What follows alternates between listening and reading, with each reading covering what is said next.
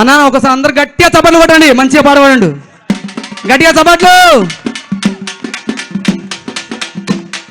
దయచేసి కళాకారులు మీరందరూ కూడా ఇప్పుడు మన వికారాబాద్ జిల్లాకు సంబంధించి అన్న సుభపత్ పటేల్ అన్నగారు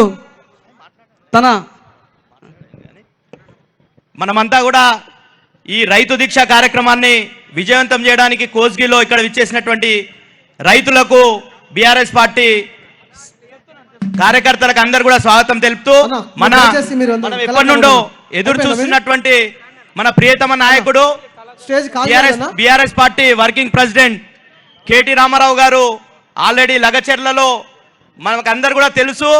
లగచెర్లలో ఏ విధంగా అయితే పోరాటం జరిగిందో, రైతులు ఏ విధంగా అయితే పోరాటం చేసిరో తెలుసు. ఆ పోరాటంలో బాధితురాలైనటువంటి జ్యోతి కూతురికి కూడా కేటీఆర్ అన్న గారు నామకరణం చేసిండు భూమి అని. ఏదైతే భూమి కోసం పోరాటం జరుగుతుందో ఈ నియోజకవర్గంలో, దానికి సంబంధించి జ్యోతి గారి కూతురు పేరు భూమి అని పెట్టడం జరిగింది.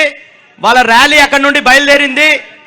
10-15 నిమిషాల్లో ఇక్కడ రావడం జరుగుతుంది. కాబట్టి అందరు కూడా క్రమశిక్షణ కలిగినటువంటి రైతులుగా ఈరోజు మనం రేవంత్ రెడ్డి గారు ఈ నియోజకవర్గం నుండే ముఖ్యమంత్రిగా ఉన్నారు కాబట్టి మనం ఆయన మెడలు వంచి రైతులకు సంబంధించినటువంటి రైతు బంధు, అదేవిధంగా రుణమాఫీ సంపూర్ణంగా అయ్యేంత వరకు ఈ పోరాటం మన పార్టీ భుజానెత్తుకుంది. కాబట్టి ఆ పోరాటం కొనసాగుతూ ఉంటుంది. ఇక్కడ విచ్చేసినటువంటి వాళ్ళందరూ కూడా స్వాగతం తెలుపుతూ, దయచేసి అక్కడ సీట్లు ఉన్నటువంటి వాళ్ళు సైడ్లో ఉండకుండా దయచేసి కుర్చీలలో కూర్చోండి.